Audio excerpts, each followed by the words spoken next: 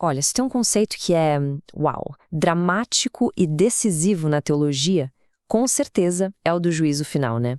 Então, hoje a gente vai mergulhar fundo nisso, usando os textos como nosso guia. Vamos entender o que essa crença diz sobre o fim dos tempos, sabe? Quais eventos levariam até lá? E, claro, o que acontece depois de tudo? Bom, e para começar, qual é o ponto de partida? Acho que a pergunta mais óbvia é também a mais fundamental, né? Afinal de contas, o que é exatamente o juízo final segundo essa doutrina?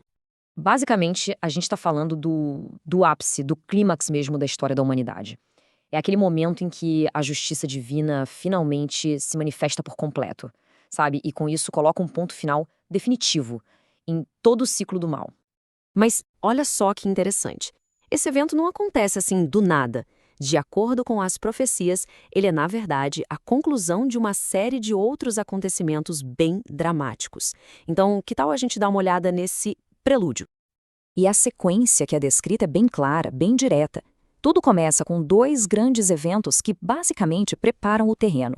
Primeiro, acontece o que é chamado de arrebatamento, e logo depois vem um período conhecido como a Grande Tribulação. Falando do arrebatamento, o ponto central aqui é a ideia de livramento. A própria palavra vem do latim raptus, que quer dizer ser levado. Então a ideia é essa: os fiéis são de repente retirados do mundo. Por quê? Para serem poupados daquele período de sofrimento intenso que está para começar. E sobre esse período que vem logo depois, a Grande Tribulação, a descrição da intensidade é impressionante. Não é só um tempo difícil, não. A ideia de uma angústia, um sofrimento que nunca se viu antes em toda a história da humanidade. Nesse período, o que acontece é que o mundo passa por uma série de juízos divinos. E isso é simbolizado por aquelas imagens super fortes do livro do Apocalipse, sabe? 7 selos que são abertos, 7 trompetas que tocam, 7 taças da ira de Deus que são derramadas. Cada uma dessas ações libera pragas, sofrimento, tudo como uma preparação para o que está por vir. Ok? Então, depois que passa a tribulação, a história chega no seu ponto máximo, no seu clímax. E qual é? O retorno visível, público de Cristo. E dessa vez a coisa é diferente. Não é um resgate discreto como o arrebatamento. Agora é para o ato do julgamento em si. É o grande evento para qual tudo antes estava apontando. E aqui tem um ponto bem interessante, que é o contraste com o arrebatamento. Porque enquanto o arrebatamento é descrito como um evento mais restrito aos crentes, a segunda vinda é o oposto. É um acontecimento público universal. A promessa é de que todo mundo vai ver. É exatamente aí que acontece o julgamento. A cena é conhecida como o julgamento do grande trono branco. E o ponto-chave aqui, sem dúvida, é a universalidade. A descrição diz grandes e pequenos, o que significa que, nessa visão teológica, absolutamente ninguém que já viveu fica de fora. Ninguém mesmo. Certo, mas qual é o critério usado nesse julgamento? A teologia fala de 2 tipos de registro. Primeiro, existem os livros das obras, que seriam um registro de, tudo que cada pessoa fez, disse e pensou. Mas, e aqui está o pulo do gato, a base para a salvação em si seria outra coisa, estar com o nome escrito no livro da vida. Ou seja, as obras são importantes, são avaliadas, mas o que decide o destino final mesmo é ter o nome nesse segundo livro.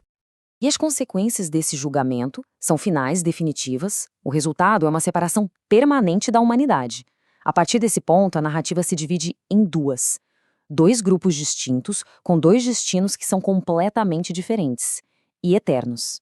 Para ilustrar essa separação, usa-se aquela metáfora bem famosa das ovelhas e dos bodes. As ovelhas ficam à direita do juiz e são os justos, que herdam o reino. Já os bodes, que ficam à esquerda, são os ímpios e vão para o castigo. E o critério de separação, segundo o texto, é a fé, mas uma fé que se manifesta, que se traduz em ações de misericórdia. Os 2 destinos finais são bem diretos e contrastantes. De um lado, um grupo entra no que é chamado de novo céu e nova terra, uma promessa de recomeço total. Do outro lado, o destino é o lago de fogo, que é descrito como a segunda morte, ou seja, uma separação eterna e definitiva de Deus. Tá, mas aí a gente se pergunta, qual é o propósito final de tudo isso? E a visão apresentada é que o juízo final não é só um fim. É, na verdade, um passo que é absolutamente necessário para uma renovação cósmica. A ideia não é só punição, entende? É sobre purificação e, principalmente, sobre um novo começo. E essa renovação é descrita como algo total, absoluto.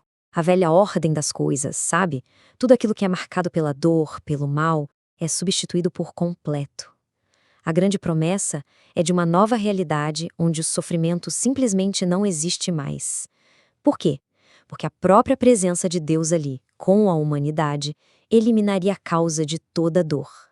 Então, no fim das contas, a essência, o grande propósito de tudo é a erradicação completa, final, permanente do mal, do pecado e da morte.